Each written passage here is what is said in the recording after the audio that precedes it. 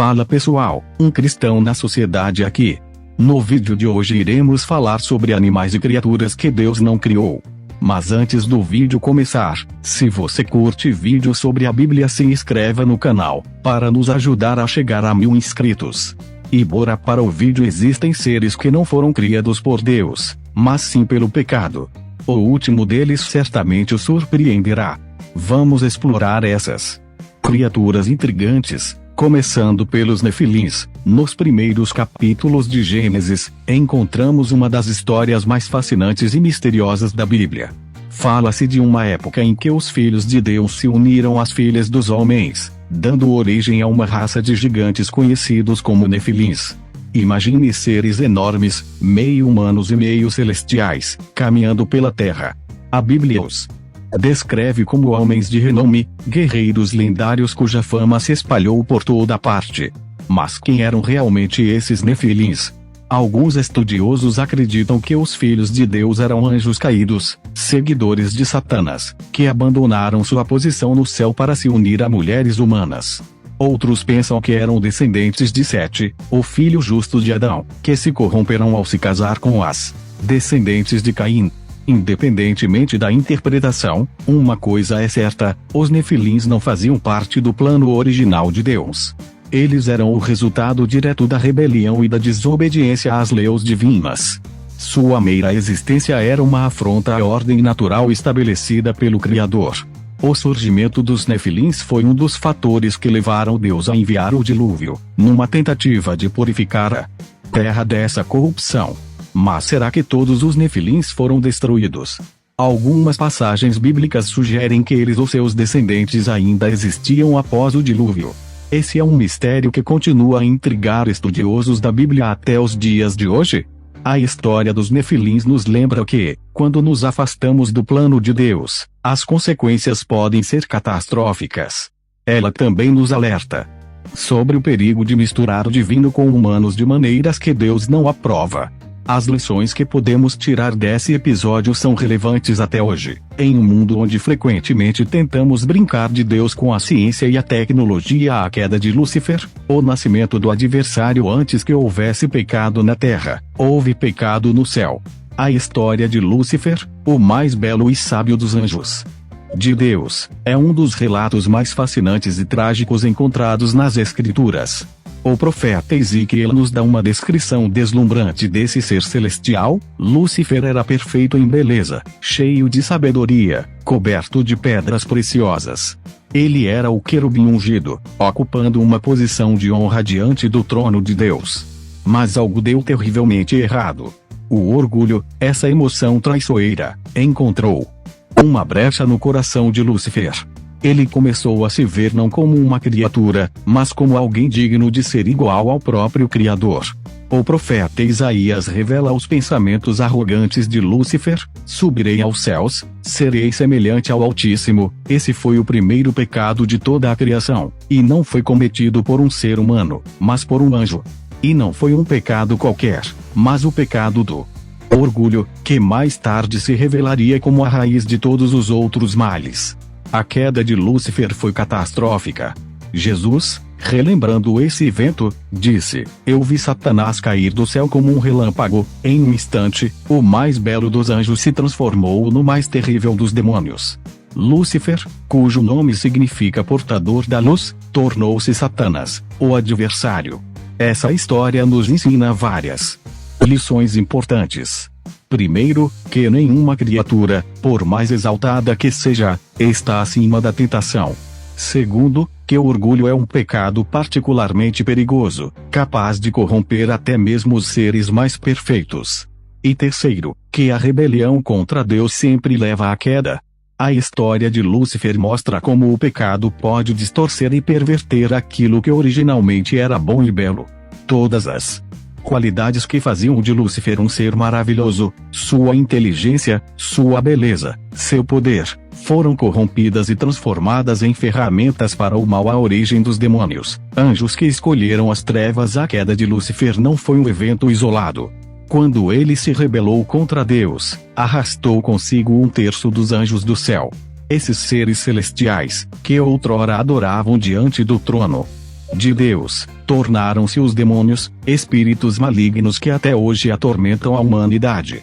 O livro do Apocalipse nos dá uma ideia da magnitude dessa rebelião celestial. João, o autor, viu em sua visão um grande dragão vermelho, identificado como Satanás, cuja cauda arrastou 1/3 das estrelas do céu, lançando-as para a terra. As estrelas aqui são entendidas como uma referência aos anjos que se uniram a Satanás em sua rebelião. Esses anjos caídos fizeram uma escolha terrível, abandonaram sua posição de autoridade no céu, como nos diz o livro de Judas, para seguir Satanás em sua loucura. Trocaram a glória eterna por uma rebelião temporária, a luz pela escuridão, o amor de Deus pelo ódio à humanidade. É importante entender que os demônios não foram criados por Deus como seres malignos. Eles são o resultado da escolha livre de seres angelicais que decidiram rejeitar seu Criador. São a prova viva de que até mesmo as criaturas mais perfeitas podem cair quando permitem que o orgulho as domine. A existência dos demônios nos lembra constantemente da realidade do mal espiritual no mundo. Eles são inimigos implacáveis da humanidade, buscando sempre roubar, matar e destruir, como Jesus nos advertiu. No entanto, é crucial lembrar que, embora poderosos, os demônios são criaturas limitadas. Eles não são onipresentes, oniscientes ou onipotentes como Deus. A história dos demônios também nos ensina sobre as consequências eternas de nossas escolhas.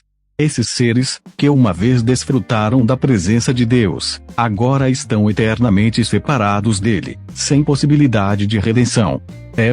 Lembre-te solene do quão sério é rejeitar a Deus e seu amor à serpente no Éden, a astúcia encarnada no jardim do Éden. Nos deparamos com outra criatura enigmática, a serpente. O livro de Gênesis nos diz que a serpente era o mais astuto de todos os animais selvagens que o Senhor Deus tinha feito. Mas esta não era uma serpente comum. Este ser podia falar, raciocinar e, o mais importante, tinha a capacidade de tentar Eva a desobedecer a Deus. Muitos estudiosos da Bíblia acreditam que esta serpente era, na verdade, Satanás disfarçado, usando o corpo do animal para seus propósitos malignos.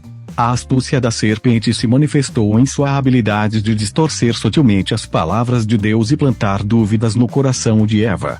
Será que Deus realmente disse? Foi a pergunta aparentemente inocente que deu início à queda da humanidade. Com essas palavras, a serpente conseguiu fazer Eva questionar a bondade e a veracidade de Deus. Após o pecado de Adão e Eva, Deus pronunciou uma maldição sobre a serpente: rastejarás sobre o seu ventre e comerás pó todos os dias da sua vida. Esta maldição transformou a serpente em um símbolo eterno da traição e do mal na cultura humana.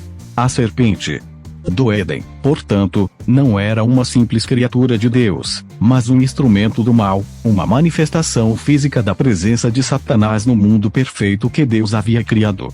Ela representa a intrusão do mal em um mundo que até então só conhecia o bem. Essa história nos ensina sobre a natureza sutil da tentação. O mal raramente se apresenta de forma óbvia e repulsiva. Em vez disso, muitas vezes vem disfarçado de algo atraente, razoável e até mesmo sábio. A serpente não forçou Eva a comer o fruto, ela simplesmente plantou dúvidas e fez o pecado parecer desejável. Também aprendemos sobre a importância de conhecer e confiar na palavra de Deus. Eva foi enganada porque não estava firme no que Deus havia dito.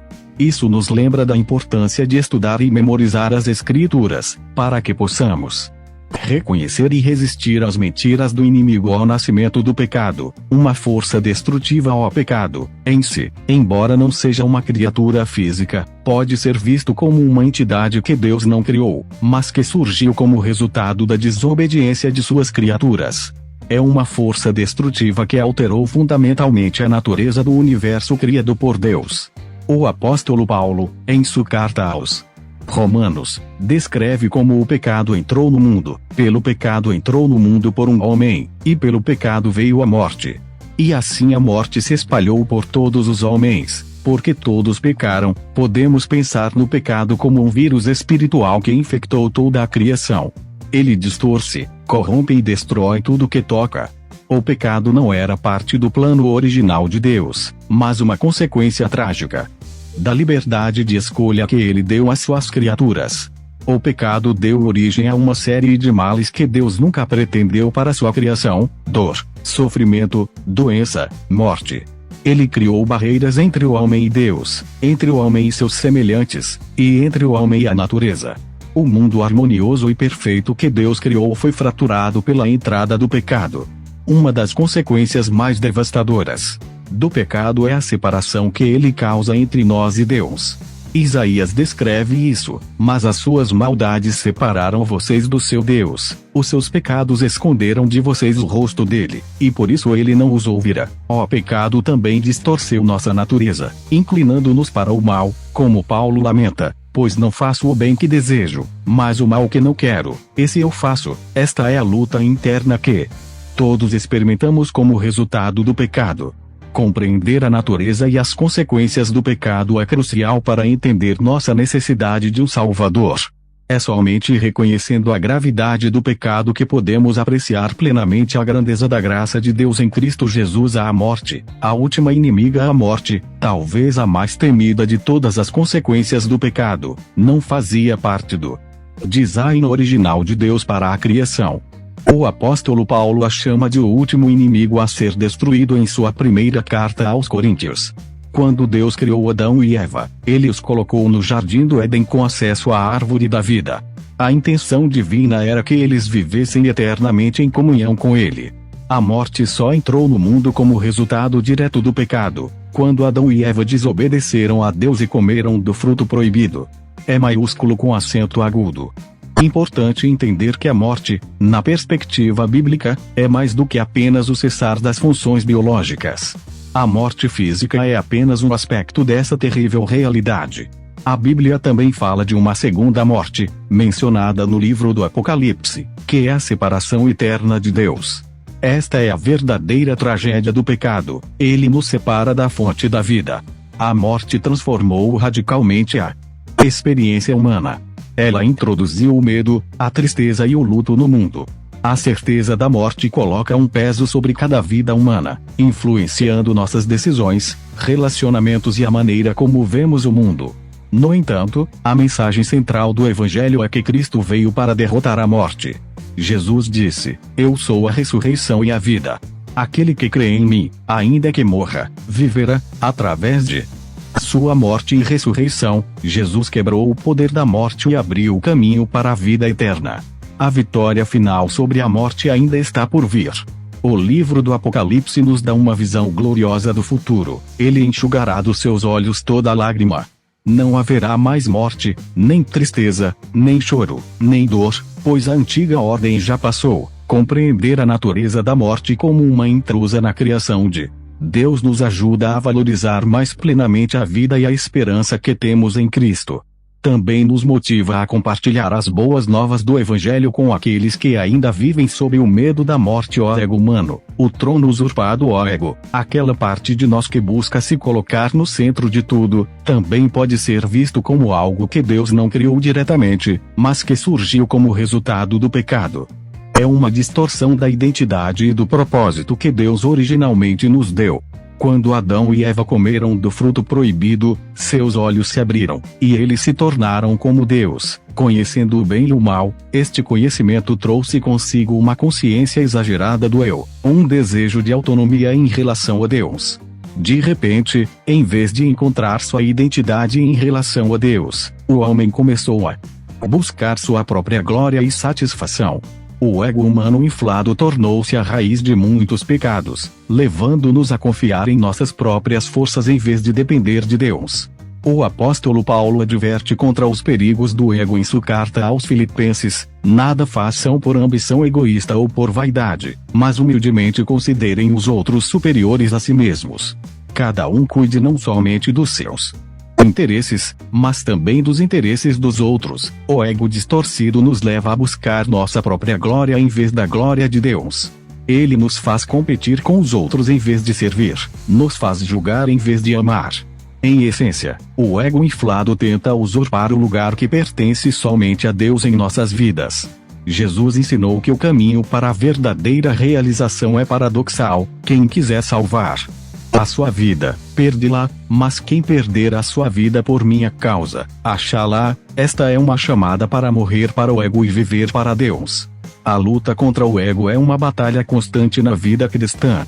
Paulo descreve isso como crucificar a carne com suas paixões e desejos. É um processo doloroso, mas necessário para nos tornarmos mais parecidos com Cristo. A natureza caída, um reflexo distorcido. A natureza caída do homem, também conhecida como a velha natureza ou carne nas Escrituras, é outro resultado do pecado que Deus não criou originalmente.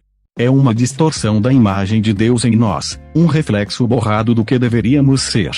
Paulo descreve vividamente a luta contra esta natureza em sua carta aos Romanos. Pois eu sei que em mim, isto é, na minha carne, não habita bem nenhum, porque querer está em mim, mas não consigo realizar o bem. Pois não faço o bem que quero, mas o mal que não quero, eu faço. Esta natureza caída nos inclina para o pecado, nos afasta de Deus e nos leva a buscar satisfação em coisas que nunca poderão verdadeiramente nos satisfazer. É uma força dentro de nós que resiste à vontade de Deus e nos atrai para o pecado. A natureza caída afeta todas as áreas de nossa vida, nossos pensamentos, emoções, desejos e ações.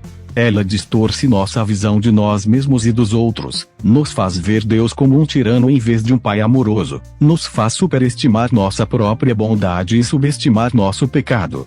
No entanto, a boa notícia do Evangelho é que, em Cristo, recebemos uma nova natureza. Paulo escreve, portanto, se alguém está em Cristo, nova criação. As coisas antigas já passaram, eis que surgiram coisas novas. Esta nova natureza está em constante conflito com a velha, como Paulo descreve em Gálatas, porque a carne deseja o que é contrário ao Espírito, e o Espírito